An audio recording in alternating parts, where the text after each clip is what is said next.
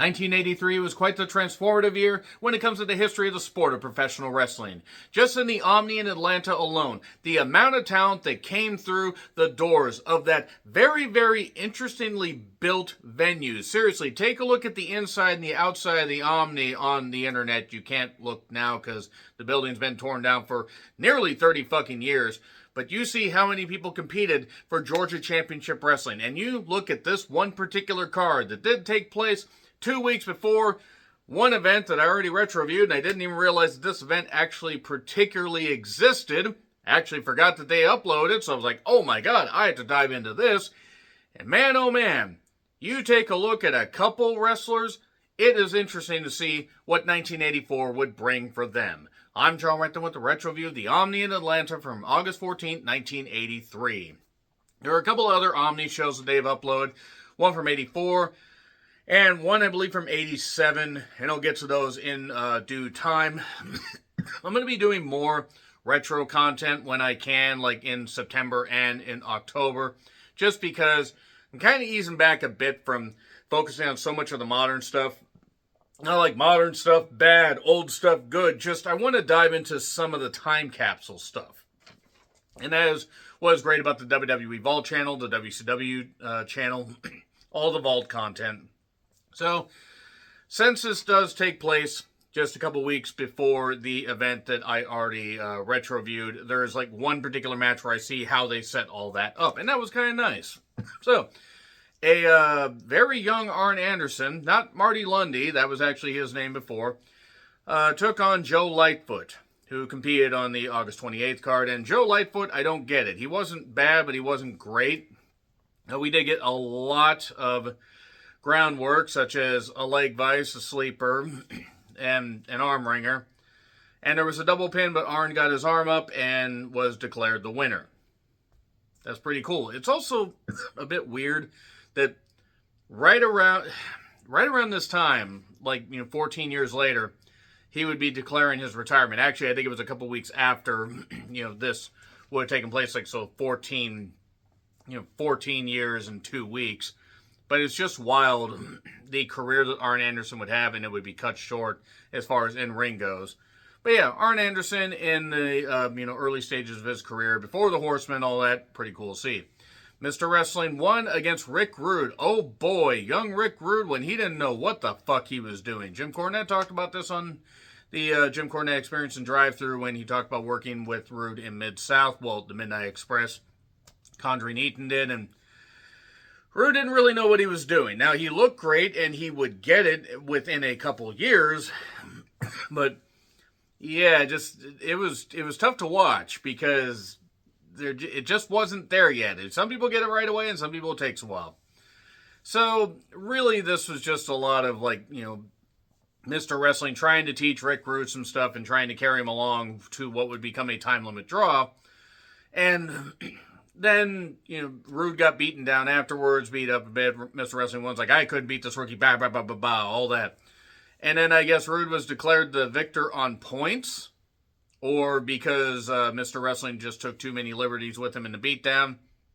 There's no commentary on this, so we have to go with what the ring announcer said. The ring announcer, who looked like he was about 2 million years old at this point. So, Brett Wayne took on the Iron Sheik. It is wild to think that the Iron Sheik was within 4 months and 2 weeks of beating Bob Backlund for the WWF Championship. Just absolutely fucking insane. And that's the one thing I wish they would have focused a little bit more on with the Iron Sheik documentary. The biography that WWE did. They focused on some of his, pre-wrestling days. Bodyguard for the Shaw. All that. But just, I wish they would have focused a little bit more on just how he became the Iron Sheik and stuff like that. Because by this point, he was 41. He was more than 42. So he would have been 41 by this point. And, Sheik bumped around a lot. I mean, he bumped around a lot before taking over. Brett got him fired up with a couple drop kicks and, some good fiery comebacks. So this wasn't bad. This was pretty enjoyable. So Sheik did go for a suplex, and then Brett kind of, wiggled around and got where he fell on Sheik. 1, 2, 3. And there we go. And so basically, Ellering was in the corner of the Sheik. This is when Ellering was a full-time manager.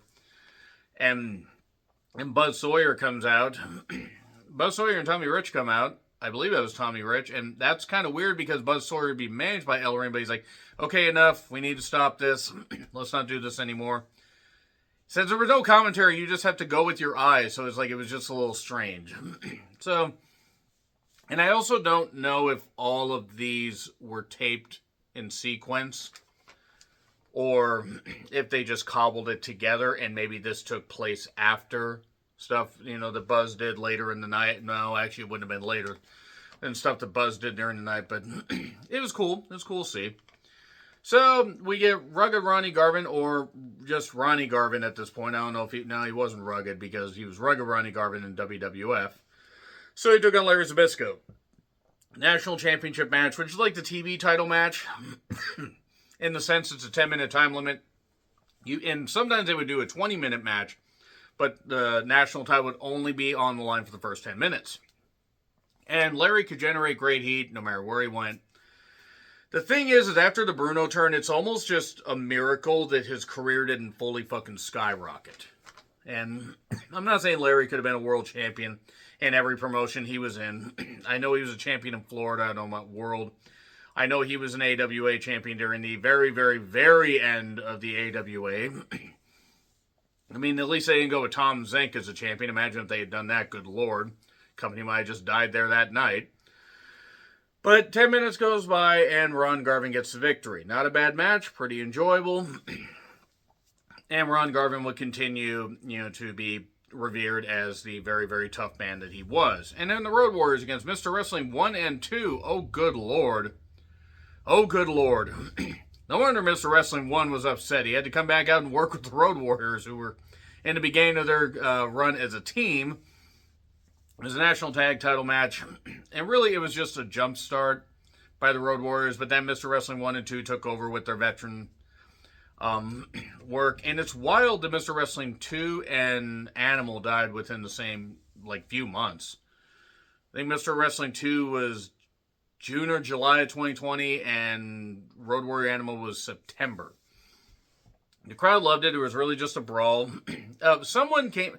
I don't know who the fuck it was that came in and hit one of the wrestling... I think it was Mr. Wrestling 1 that he hit. I don't know who that was. I don't know if it was Paul Jones. I don't think it was Paul Jones. I'm not sure, because the quality of tape isn't all that great. So anybody that knows, that has seen this event, they can zero in on who hit Mr. Wrestling 1, let me know. And Animal gets the victory. So, not bad. Not necessarily great, but something that the crowd liked. Pez Wadley, that they liked for some reason, even though I think that he was all right, but I don't necessarily think he was great. Took on Greg Valentine for the U.S. title. Greg Valentine would go on to defend the U.S. title. Well, not defend the U.S. title, but be U.S. champion by Starrcade 83 against Roddy Piper. More on that in a bit. Pez had the crowd fired up. Greg could sell very good, despite the fact he always looked like he would rather literally be anywhere else. Chops and blows by Greg, and Pez would fire back with some, good fiery comeback stuff. The arm work by Greg, where he would just target the arm, rake it across the ropes, slam it across the ropes. Pez did get hit on the barricade, and the people were actually reacting to it. There were fans that were starting to come up, by the way. Got a crossbody. Greg got the belt. He hit Pez. Well, he was trying to hit Pez. He was really hitting the ref. I mean, he hit the ref 3 times. And a DQ. And there was one fan, I don't know if it was a white or yellow shirt, because again, the quality of tape, but he was ready to fucking jump in the ring, and security's like, shit, hold him back. Greg, little help, stop it. And there you are. So, pretty good stuff as far as firing up the crowd and everything. I mean, it wasn't an amazing match, but again, nice little time capsule. Tommy Rich against Bill Irwin in a whip on a pole match. Now, this would lead to the whipping match that they had a couple weeks later. The crowd really was fired up for this. Bill Irwin bumped a little bit better in this, but Bill Irwin still rather sucked in the ring, to be perfectly honest. Irwin attacked the leg for massive damage. And they kept going for the pole. Tommy would get low blow. They would do this stuff. They pull each other off. They almost pull each other's tights down. Nobody needed to see that. And Irwin did get the whip, so I guess by default he won. But then Tommy also got the whip and used it. So I'm not... I mean, whatever, it's fine. I mean, the crowd was happy because Tommy got to whip Bill Irwin for what Bill Irwin was worth, which by that point wasn't even that much. And the crowd roared a bunch through all this, so the crowd was into it, so who am I to argue? Roddy Piper took on Buzz Sawyer in a Doge collar match. And it could not have been easy to work a Buzz Sawyer at this point, who is just, a freaking prick that all around just nobody liked. And that's wrestlers saying it, by the way. So I'm willing to trust the numerous people that have said the Buzz Sawyer wasn't very nice or easy to work with. But we did get lots of, clubbing with the chain. We did get a lot of chain pulling. Buzz kept blasting Piper. Piper bled. Buzz bled. They went into the crowd briefly. Piper would win after getting a pinfall, but then him and Ellering would get into a fracas. And then Piper got blasted once again, and then we get all that, and then the tape ends. It's only about 96, 97 minutes. And it's a nice little time capsule. And it's just weird that Piper would go on to have that dog collar match against Greg Valentine at Starrcade 83. And then sometime after we go to WWF. And it's just crazy just how many people would end up going. Greg would go there, I think by sometime in 84. And, Buzz Sawyer had a brief cup of coffee in WWF. 6 weeks, 2 months, maybe. I don't even know if it was that long. And Iron Sheik would end up going there, as I said. I mean, there were certain people that didn't end up going. The Road Warriors obviously would go there after, numerous, great moments in AWA, NWA, that kind of stuff. And in Japan. And it's just crazy, these events. Like, just seeing this stuff and seeing where people were. So yeah, more classic wrestling coming up, but let me know your thoughts in the comments. Like, share, subscribe, Twitter, Letterboxd, Blue Sky handles in the description. I'm John Ritland. Until we're in the Omni again, happy trails to you.